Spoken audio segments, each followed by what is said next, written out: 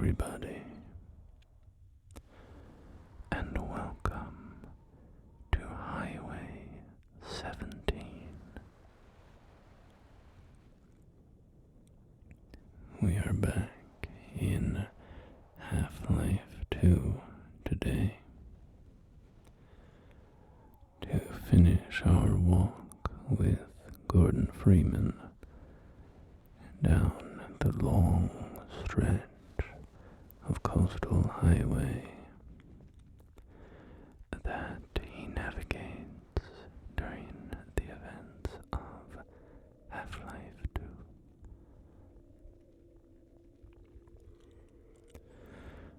We are going in reverse direction today, starting at the lighthouse base at the end of the level and walking backwards through the level all the way back to the shore point base.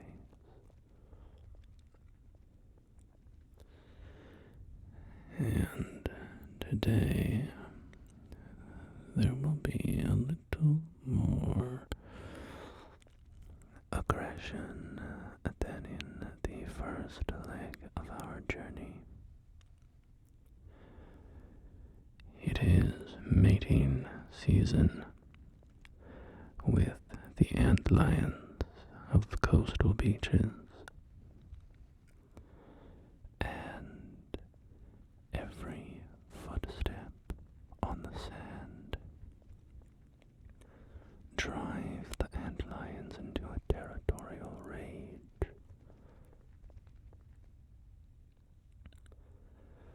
So, while I will make this trip as relaxing as possible, I am also going to have to take out the shotgun and unload both barrels into some bugs today. Both barrels into some bugs. Both barrels into some bugs. Bumping off bugs with both barrels. Bumping off bugs with both barrels. Bumping off bugs with both barrels. But we will cross that bridge, as it were, when we come to it. For now, we still have a peaceful stretch of the highway ahead of us. And we can admire the vast ocean as we go. As I mentioned before, in the lore of Half-Life, the alien invaders, the Combine, also we're going to be making our way down there at some point, down to that harbor area.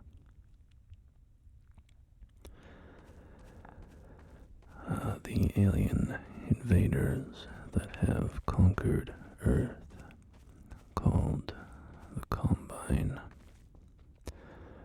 are said to be draining Earth's resources. And I'm not sure if this is confirmed exactly anywhere, or if it's just implied by the environmental clue. But it seems that the Combine is draining, quite literally, Earth's resources by draining the oceans. As we walk down the highway and across the beaches, you will see that over and over again, things like docks and grassy shorelines are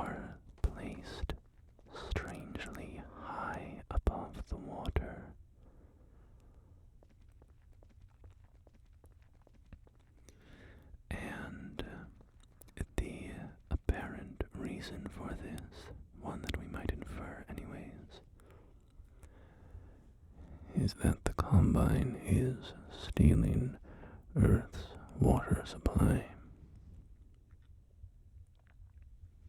So, keep your eyes open for that as we go along. It's one of the cool details of this map, seeing how low the water level is.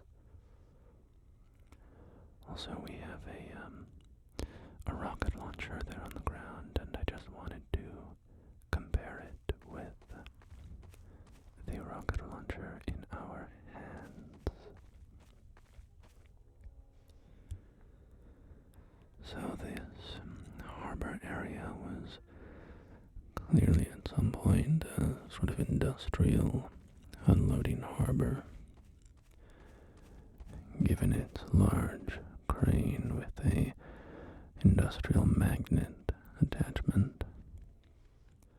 Surely boats were not passing under that bridge, given how narrow it is between its support pillars.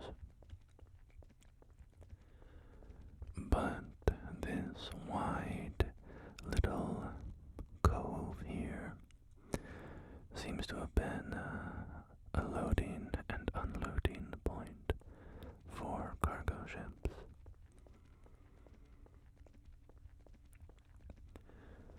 It is a little small, but perhaps, it's not a very active port.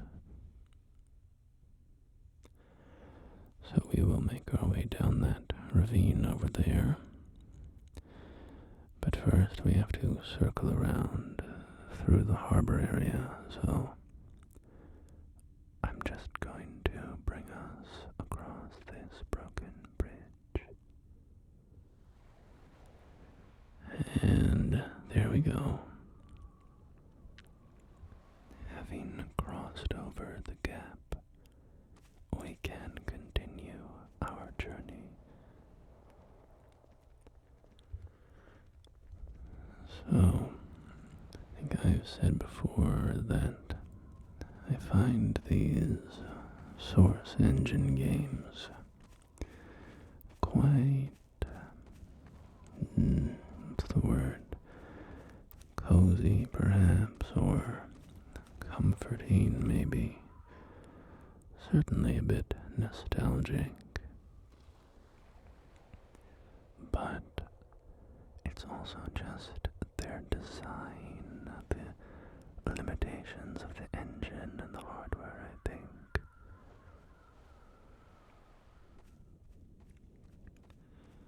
It makes everything sort of sparse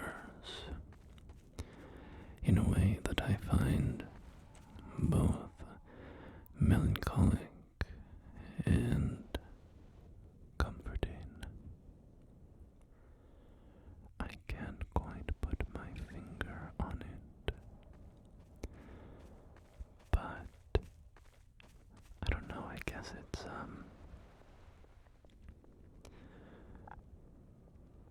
maybe related to whatever that feeling of liminality is, or something that you find when you're in, say, an empty office building, or in a mall at night, in one of these places that feels empty, and there's a strange combination of peace and eeriness and beauty and maybe a little fear.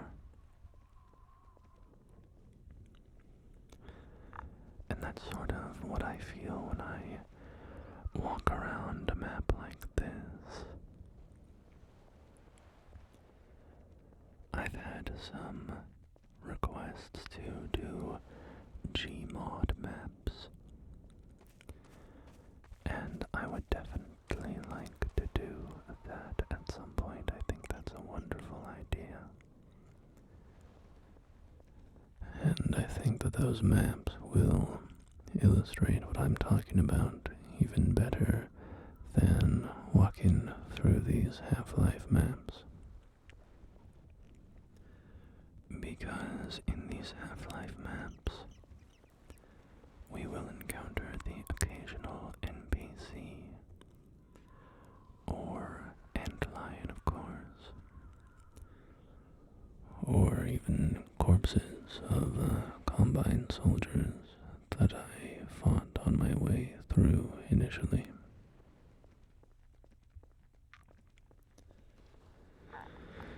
And a part of the strange fascination that these locations hold for me in the source engine is the emptiness of them.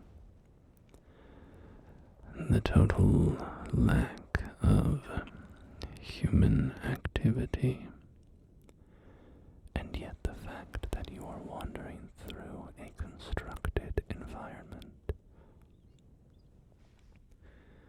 You know, all of this here is loading zone.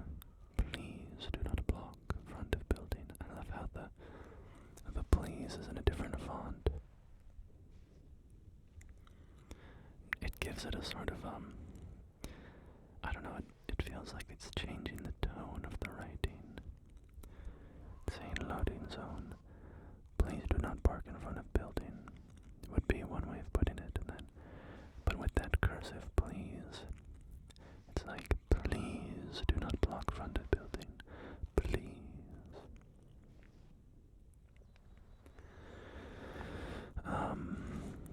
Kaksu 70, 31, 15, max grows, 30,480 kilograms, tear, 3,675 kilograms. Sorry, I'm deeply immature. I'm not even going to comment on that one.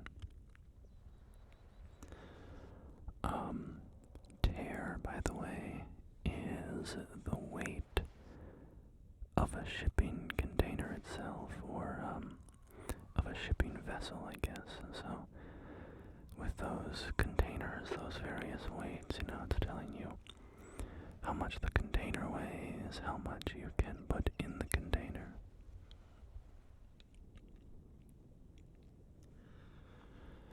But yeah,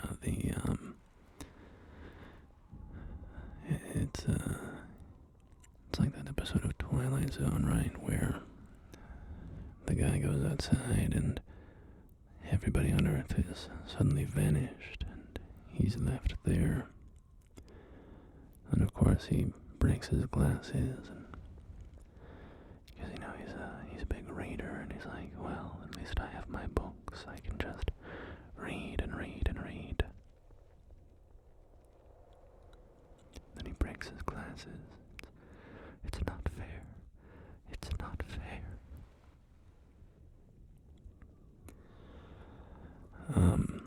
But yeah, the eeriness and the strange presence of a location suddenly devoid of life, while being a place that should be bustling with life. I think that's a large part of what makes these source maps so interesting.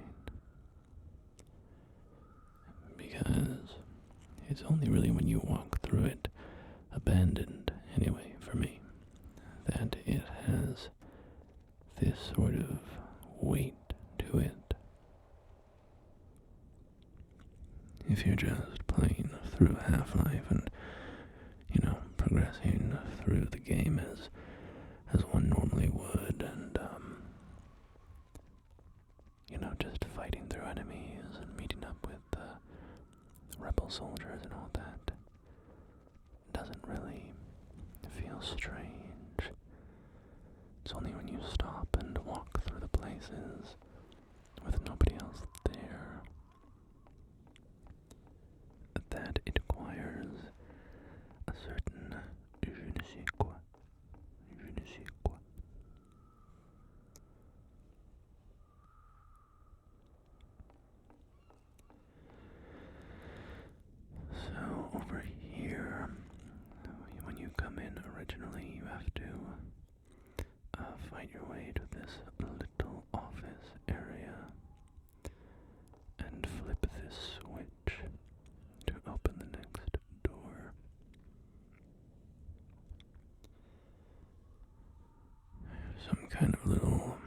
radio or something here.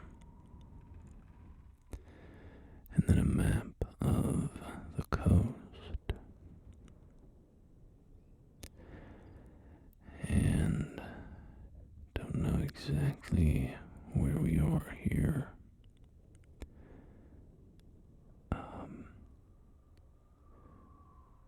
We've crossed the big bridge, and maybe we're in this area because we're cutting down the river. Because the road is blocked off, so at some point we're getting off the coast around there, and then you end up at NLO, New Little Odessa, and that's a short point base where we will be ending our journey today. But our next milestone is New Little Odessa there.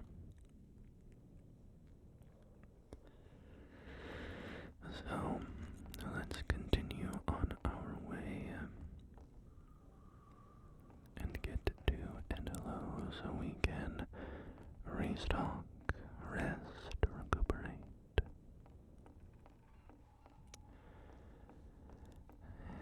And out here we have the large hanging magnet from the crane.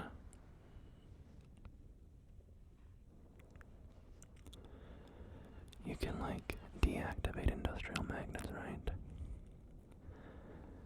If I walked under one of these things, would it just rip all the metal out of my body?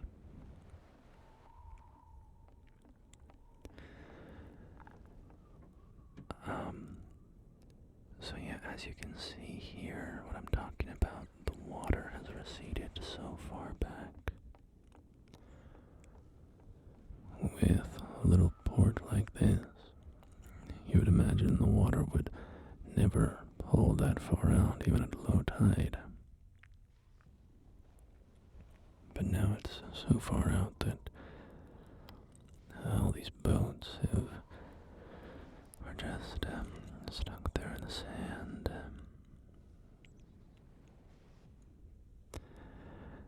Alright, we have our first little antlion buddy down here.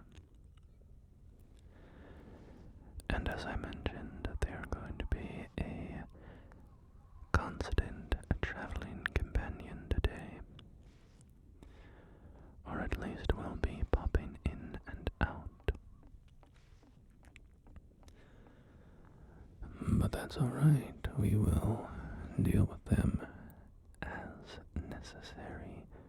And I hope that even though I might get clawed around a little bit, you won't find that too stressful. Just know that there will be no deaths in this video. Well, except for the deaths of the bugs that I am going to have to exterminate, unfortunately.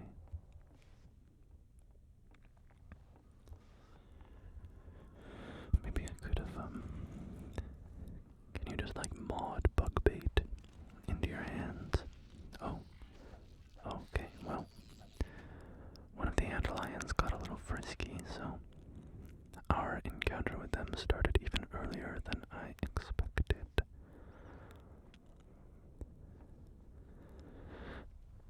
We have some graffiti over here, some words, and then this very, very interesting piece of graffiti seems to say the word cast, and then it shows a combine soldier holding a little baby. Find that very compelling. That's a very compelling image. Especially the baby's eyes has this kind of haunting expression, staring straight ahead with gray circles around its eyes, almost a little corpse-like or lifeless.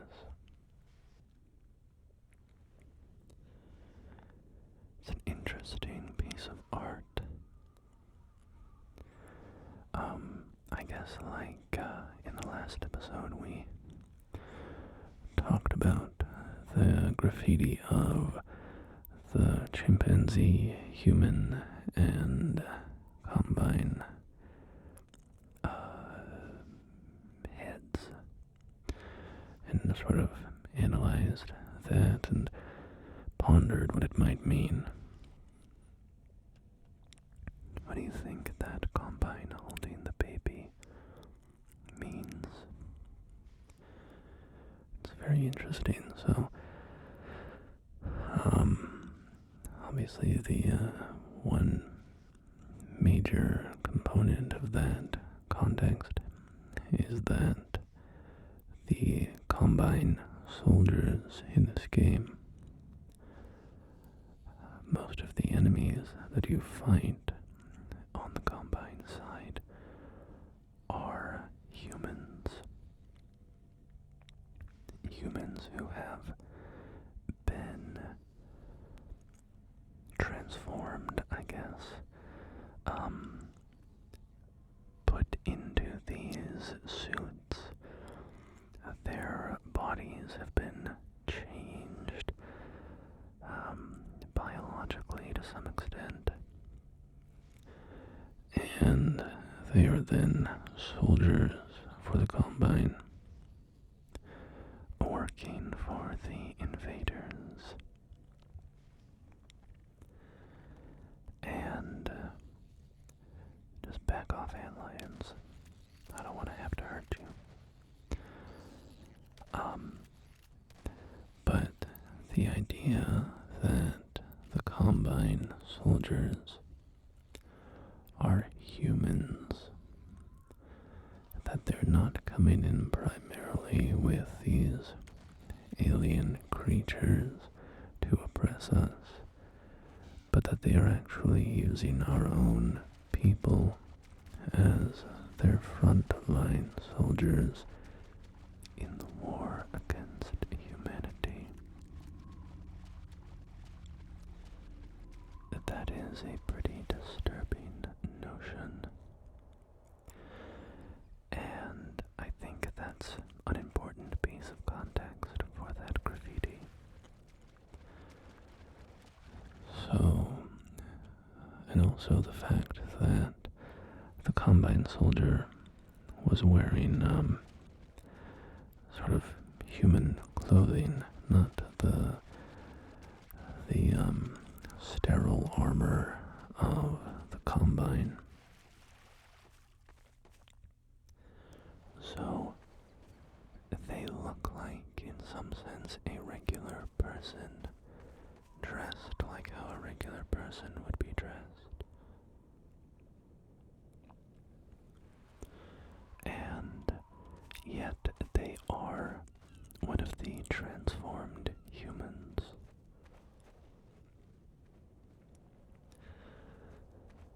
So it, merges the ideas of these humans who have, in some sense, lost their humanity,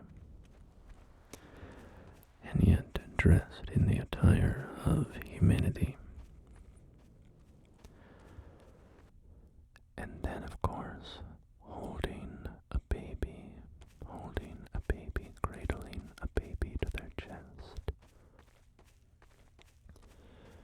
which is, the purest representation of humanity in some sense. They are a baby, they are defenseless, they are a thing that is sort of universally recognized. Humans may disagree on many things, but, one very, very, very common belief is that, babies should be protected. And, even if you have an enemy, there's a good chance that if their baby was in danger, you might try to protect the baby, even if you wouldn't want to protect, the baby's parent. course, there's exceptions to that. We don't have to get into the brutality of humanity, of course, but as a general moral principle, I think that's how the baby can kind of be used as an artistic symbol.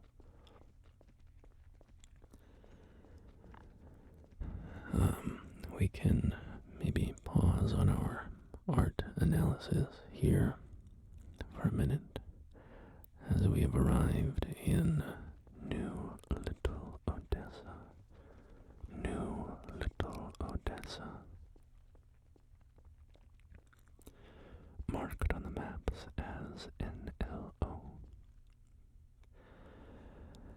And New Little Odessa is presumably named for the commander here, Odessa Cubbage. And Odessa Cubbage is, he's a bit of a tool. But he leads this base nonetheless, and they have unfortunately sustained some casualties here. Although their Vortigaunt is alive and well, thankfully. We love the Vortigaunts. Of course, voiced by Louis Gossett Jr. and Tony Todd. I think in this game it's Louis Gossett that voices them. I believe Tony Todd came in later. I don't know the exact breakdown of which of them voiced which games, or maybe they each voiced different Vortigaunts in the same games. I don't know. Very unfortunately, they both of those actors passed away recently, last year. So, just another couple of legendary members of the Half-Life team that we have sadly lost. So rest in peace to those Vortigaunt legends.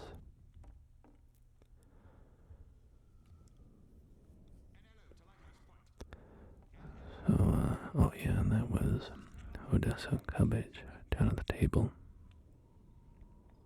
Downstairs he gives you some old photographs here.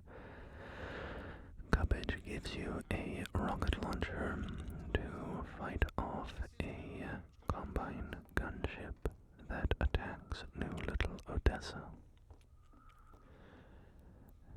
And something kind of interesting is up here on the second floor of this building. When you are across the water in that direction, there's another little building, and right about here on the balcony, when you're on the building all the way over there, the Combine have a little telescope system set up. And when you look through the telescope, you can see one of the G-Man sightings. Of course, G-Man is a very enigmatic figure in the Half-Life lore, and employs Gordon Freeman as an asset.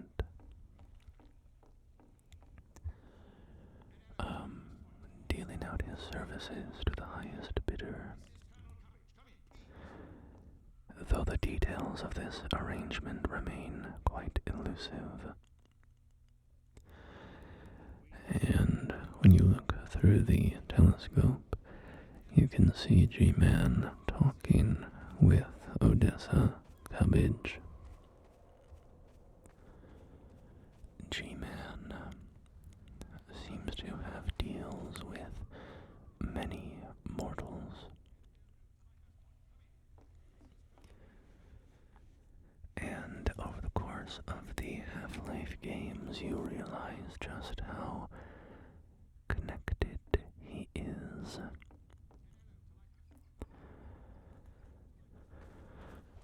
But it's fun.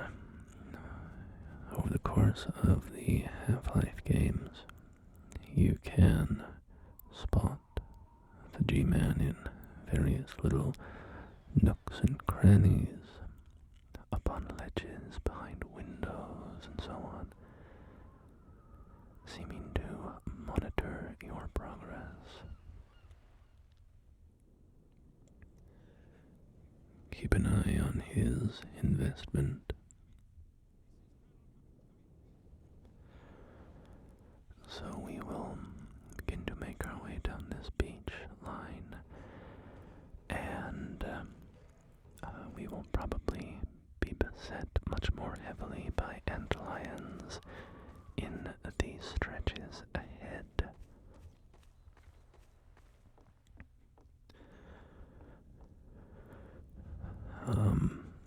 But just to close the loop on what we were talking about before, and I have no answers for what that graffiti means. Maybe some artists who worked on the game have commented on it publicly, I don't know. But I'm just, spinning up some thoughts about it. So in the graffiti we have these elements of the corrupted human who has in some sense joined the Combine, or perhaps been forcibly changed by the Combine, wearing human clothes, maybe indicating that they are trying to retain their humanity, or perhaps indicating that underneath the human clothes, they are a monster, right? That these Combine human soldiers might, in some sense, be human, but that is a disguise, right? They're really not human. And then you have the baby held to their chest. But the baby, of course, is staring at the viewer. The baby is not, tucked in with the soldier. The baby is staring outward directly at us, the viewer. And its eyes are gray and sickly. And whether the baby is, dead or sick or drained in some sense, I think it's meant to depict the baby as basically being in a bad state, a bad condition. And the fact that it is looking at us, I think, is a very powerful choice. It sort of implicates the viewer, right? Whenever art looks at you looking at it. I love these giant stumps. I don't even know what they're really supposed to be. I mean, they look like giant petrified tree trunks.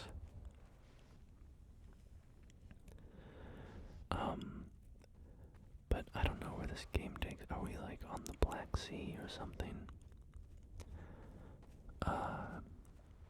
Does anybody have any ideas what those might be representative of in real life?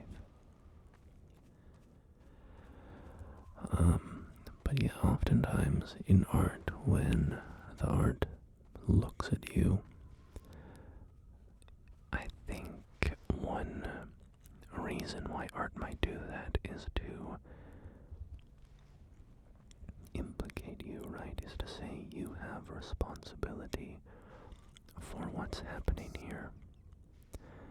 Is to call you to action in some way. Is to say, help me, or this is because because of you, something in that ballpark.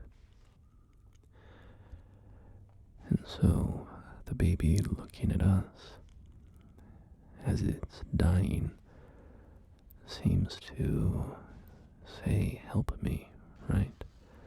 Don't let me be in this situation. You could have helped me. Maybe you could still help me.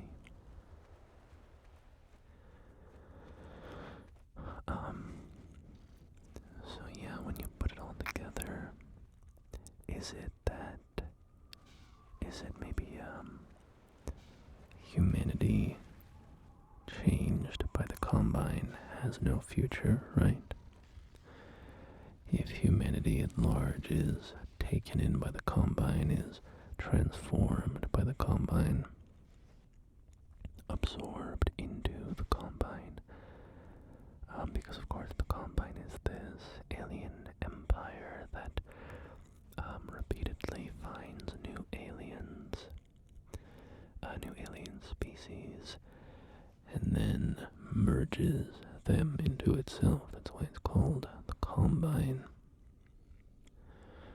And just as it has changed, and by changing destroyed all previous aliens that it has come into contact with,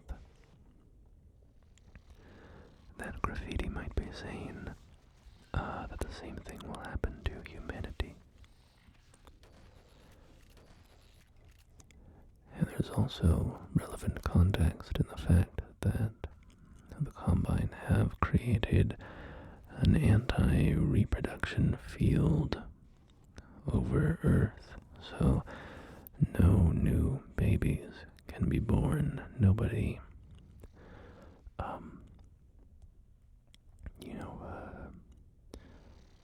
this is the telescope here. So, there's an antlion in here. So we can take a look through that and see that the Combine has been spying on New Little Odessa.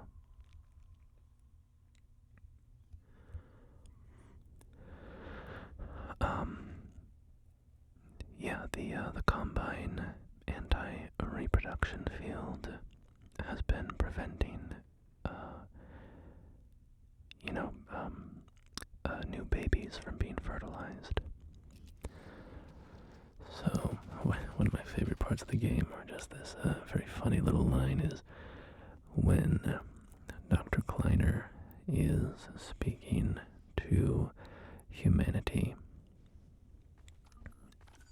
in Half-Life 2, Episode 1, and he's saying the anti-reproduction field is down, and then he encourages everybody to start having sex, to, start replenishing the human population.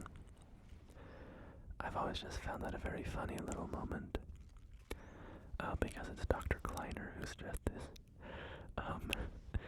totally sexless little nerd, and a wonderful character. I mean, I love Kleiner, but it's always, it always amuses me hearing him in particular deliver that message, and deliver it with just his very funny writing and voice acting. But yeah, that's an important piece of context, that the Combine is preventing humanity from having children. So that could be another element of the Graffiti, is the idea that this baby is dying in the arms of the Combine, which is a visual, representation of the fact that the Combine is preventing humanity from even having children.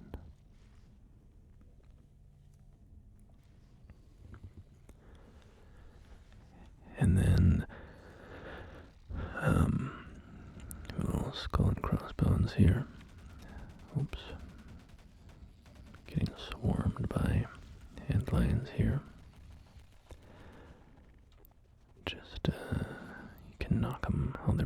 gravity gun and get a little bit of breathing room. The last piece of the door is locked, but perhaps we can find another way in. And there's a Lambda cache in here, but perhaps some dangers inside. And we have one of these head crab torpedo things. Just this monstrous form of, like, biological warfare, where the Combine launches these parasitic head crabs in. And here's another duplicate of that artwork. And we can see the last element that I haven't commented on yet, which is the writing. And it's in that big bubble font, very stylized. And so I might be reading it wrong, but I think it says cast. C-A-S-T-E. As in a caste system, like a structured social hierarchy that can exist in society, right? So, how could that tie in to what we've talked about with the graffiti already? Well, I don't know, but if you consider the humans that have joined the Combine and been, merged into those suits of armor and all that, that they are a caste, compared to regular humans. like in City 17, that are just forced to, live their lives in their little blue jumpsuits. Presumably, the humans that join civil protection or whatever get to live in somewhat better conditions in exchange for becoming whatever it is under that mask, right?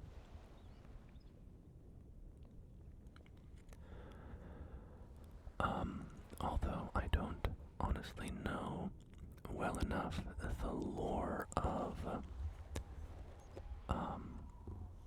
humans that have been transformed into the Combine soldiers. Is that a willing change? Do people volunteer for that? Or is that a punishment? But either way, you could envision a caste system among humans, right? If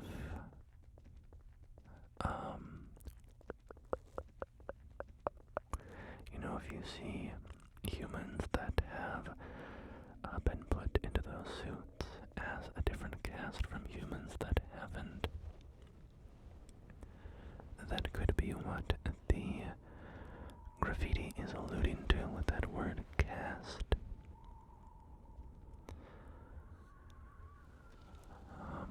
But yeah, actually I think that part of the graffiti is a little confusing to me. I don't know exactly what that is referring to.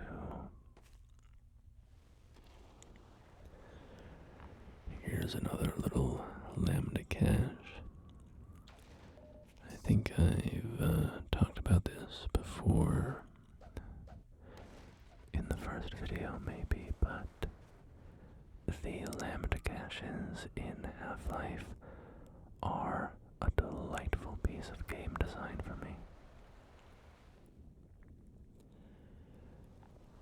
I'll just say it quickly in case I haven't said it, and I don't want to repeat myself for too long if I have. But basically, the Lambda caches are little Supply caches full of armor, health, ammo.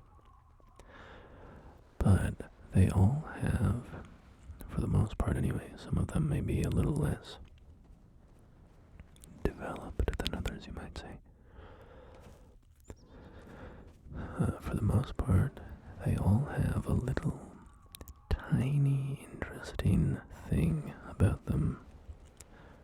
Some of them it's environmental storytelling, some of them it's a little jump scare, some of them it's an interesting way of obtaining the cache, like performing a physics puzzle or a platforming puzzle. And it's just a wonderful, one of the great things in video games, in open worlds especially, but really in all video games where you have any sort of repetition, is to make all the repetitions not truly repetitive, right? They wanted to add these hidden supply caches to give you more mechanical bonuses in the game and give you a little reward for finding them. But they didn't just make them all, a little hidden chamber with some supply crates to break. That is mechanically pretty much what's going on. They're all just little hidden supply caches that give you a mechanical boost. But gameplay-wise, exploration-wise, narratively, they are all slightly unique. They all have their own little thing going on that makes them special. And that is very admirable, in my opinion, and makes the game much stronger. There are plenty of Lambda caches that I can remember, that I have in my memory because they are unique and interesting. So, I think that's a lesson for game designers, in my opinion, to be taken from Half-Life.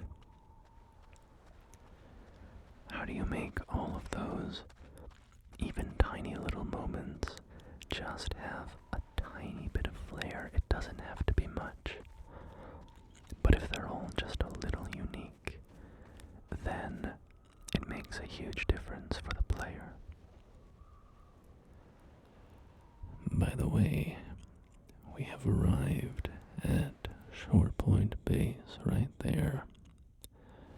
But we have a small problem, which is the wide stretch of sand to get from here to Short Point Base. And we know well enough what a wide stretch of sand means at this point. It means swarms of antlions. So, we are going to have to try to get across this gap as safely as possible so that we can get up to Short Point Base and finally relax after a long, difficult walk all the way from the lighthouse base down to the Short Point Base.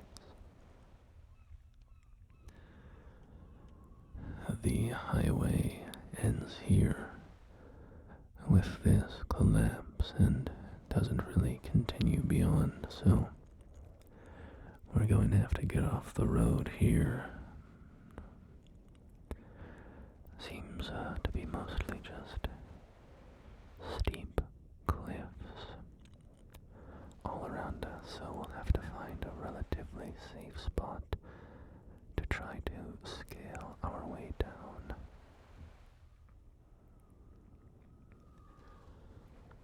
Seems can just slide down. Yep, no damage taken. And our footsteps had angered the antlions, so we're gonna run for cover, try to get elevated again. As the antlions jump on our back. Just try to knock them over if they get too close. Stay away from me. So yeah, this is where you would go up with your buggy when you start the mission. And then drive down here. And this is all just, dirt here. But then right here we have a little jump and it gets you onto the highway. But it's kind of interesting how the highway just ends here.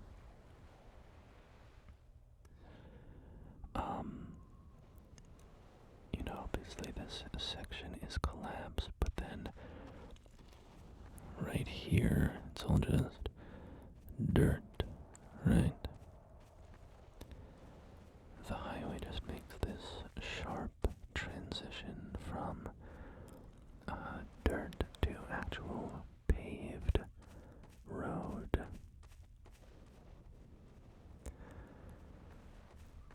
See if there's anything down here. I think this is just a little dead end. A little beach down there.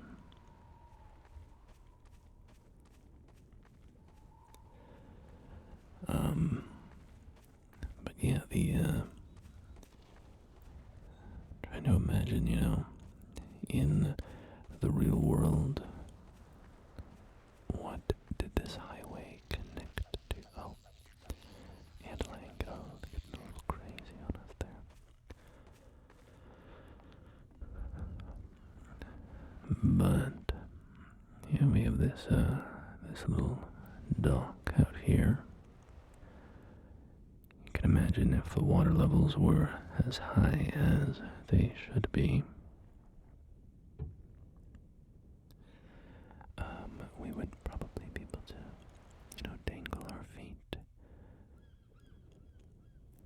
A lot of smokestacks over there in the distance.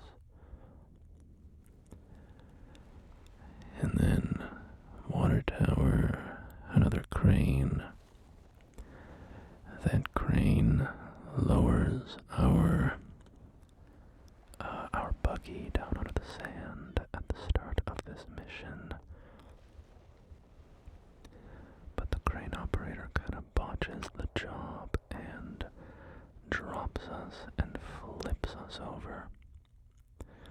So we have to get out and flip our buggy over with the gravity gun.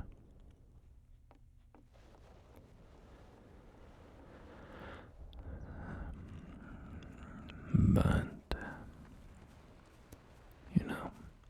everybody makes mistakes. It reminds me of the part in Wishmaster at the start where Crane Guy drops the big box and he's drinking on the job, I think, and then he knocks his coffee over onto the control panel, and then the box falls and crushes a dude. Oops, okay, thought I could make that jump.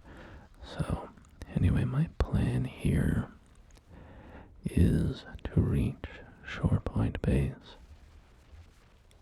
I'm going to try to basically play the floor is lava.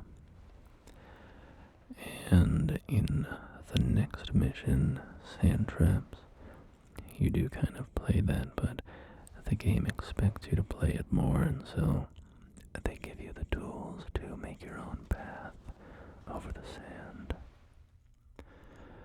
However, in this area, I'm gonna have to try to be a little more creative, and I'm probably going to have to sprint across the sand for sections at a time here.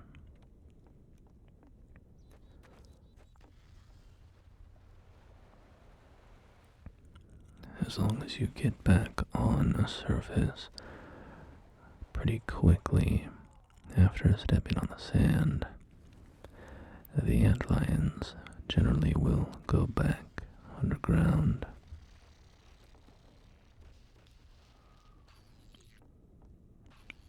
Just get out of here. Get out of here, leave me alone.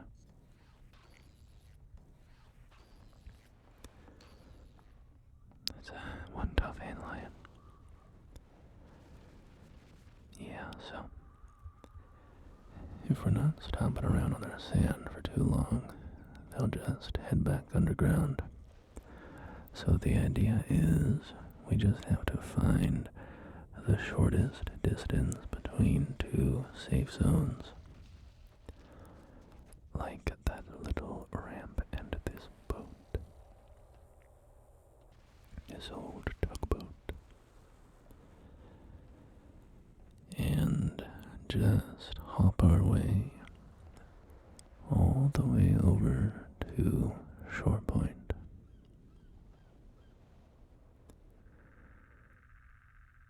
We have a ladder somewhere over there that we can climb up and get to safety.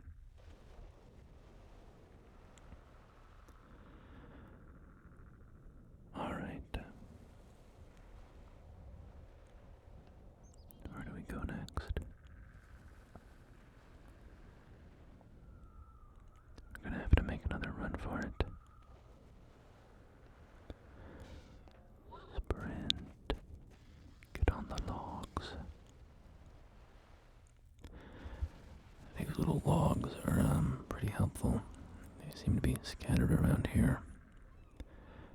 Give us little safe zones. 88, 88, 88. And another one of those giant tree trunk things. I really am very curious what those are, if they're referencing like a thing in real life. So if any of you have any idea what's going on there, please do share with me. Alright, are you okay? You're going underground again? Yeah.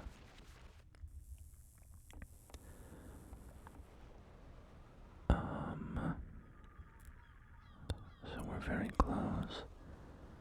Looks like there's some more logs there. And some over there, but we might just... Oh, he popped up in front of us. That was a long run. We might have to fight off one or two here. Maybe. Maybe. Never mind, we're good.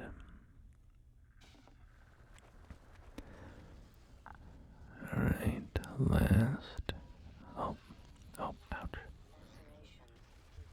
Okay, we're so close now. Chill out, dude. We don't need to fight. Be cool, bro. Be cool. I like how they dig underground. Antlions in real life are cool, by the way. If you haven't seen videos of antlion bugs, they dig underground and make these little pits. But here we are, safely up on Shore Point Base. After all the abuse we've suffered from antlions today, we are finally out of their grasp. So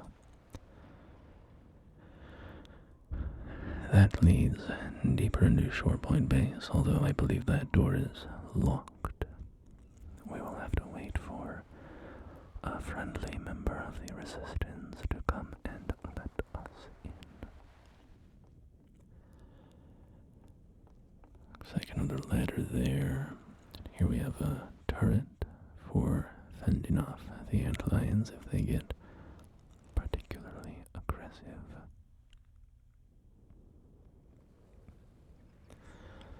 And perhaps for fending off worse things than antlions.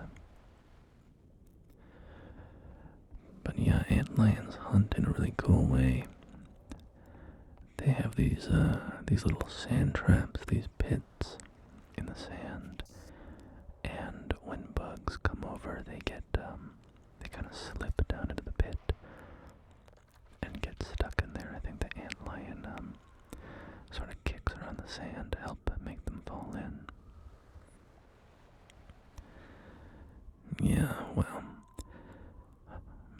I knocked on the door a bit, so hopefully any minute now somebody will come out and collect us and invite us inside, offer us a warm beverage, a nice cushioned chair, and we can take the load off after a long day of walking all the way from the lighthouse to Shore Point Base.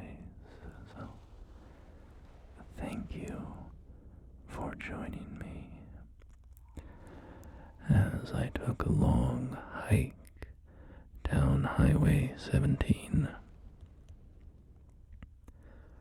and appreciated the lovely world of Half-Life 2.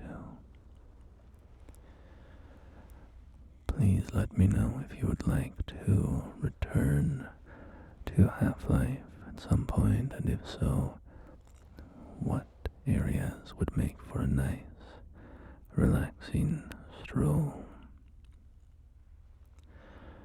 Until next time, my friends, thank you so much for joining me.